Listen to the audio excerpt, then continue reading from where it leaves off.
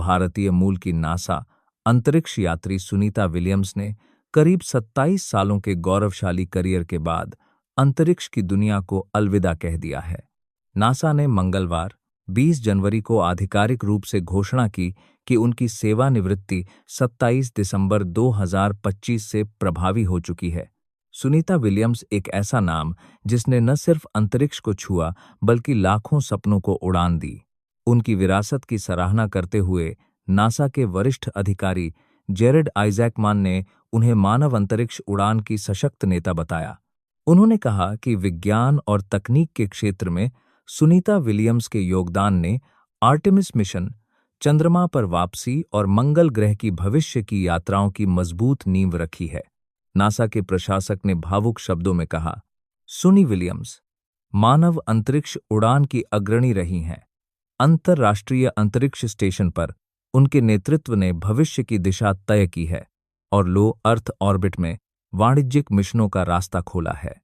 NASA की ओर से जारी प्रेस विज्ञप्ति में आइजैकमान ने कहा, विज्ञान और प्रौद्योगिकी को आगे बढ़ाने में उनके योगदान ने चंद्रमा और मंगल की ओर हमारी प्रगति को संभव बनाया है।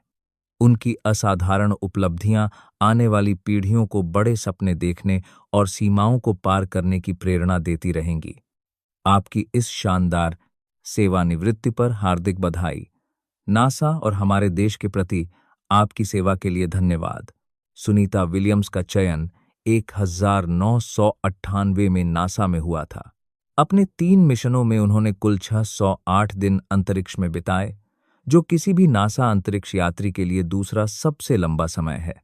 वह अंतरिक्ष यात्री बुच विल्मोर के साथ 286 दिनों की लगातार अंतरिक्ष यात्रा करके सबसे लंबी उड़ान भरने वाले अमेरिकी अंतरिक्ष यात्रियों में 6ठे स्थान पर भी हैं।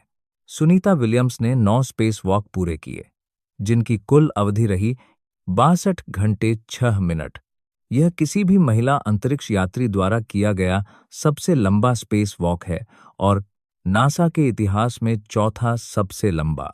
इतना ही नहीं, वह अंतरिक्ष में मैराथन दौड़ने वाली दुनिया की पहली इंसान भी बनी। अब बात उनके आखिरी मिशन की।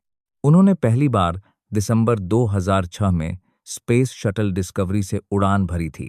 दूसरा मिशन जुलाई 2012 में कजाकिस्तान से शुरू हुआ, जहां उन्होंने एक्सपीडिशन 32-33 के दौरान अंतरिक्ष स्टेशन की कमांडर की जिम्मेदारी संभाली।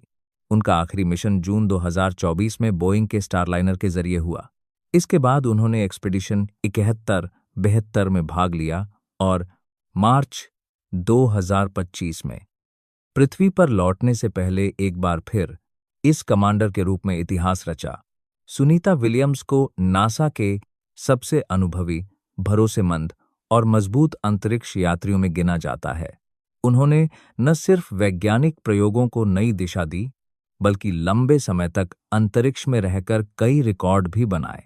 27 साल की सेवा के बाद उनका रिटायरमेंट नासा के लिए एक युग का अंत है, एक ऐसा दौर जिसमें उन्होंने अंतरिक्ष अभियानों को नई ऊंचाइयों तक पहुंचाया। रिटायरमेंट से पहले सुनीता विलियम्स नासा के सबसे वरिष्ठ वेतन स्तर GS 15 पर कार्यरत थीं, जो फेडरल कर्मचारियों में सबसे ऊंचे पदों में से एक है। इस स्तर पर उन्हें सालाना लगभग 1.2 से 1.3 करोड़ रुपये के बराबर वेतन मिलता था, जिसमें मिशन अलाउंस, रिसर्च सुविधाएं और सरकारी लाभ शामिल थे। अब रिटायरमेंट के बाद उन्हें first federal employees retirement system के तहत पेंशन मिलेगी, जो उनकी सेवा अवधि और औसत वेतन के आधार पर तय होगी।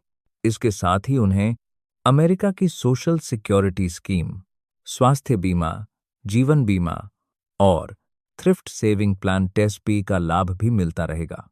यानी आर्थिक रूप से भी उनका भविष्य पूरी तरह सुरक्षित है। सुनीता विलियम्स सिर्फ एक अंतरिक्ष यात्री नहीं रहीं, वह हिम्मत, मेहनत और सपनों की उड़ान का प्रतीक हैं। उनकी कहानी आने वाली पीढ़ियों को यह सिखाती रहेगी कि अगर इरादे मजबूत हों तो धरती की सीमाएं भी छोटी पड़ जाती हैं। दोस्तों, अगर आपको हमारी यह वीडियो अच्छी लगी हो तो वीडियो को लाइक और शेयर जरूर करें और ऐसी मनोरंजक खबरों के लिए हमारे चैनल को सब्सक्राइब करना ना भूलें। धन्यवाद।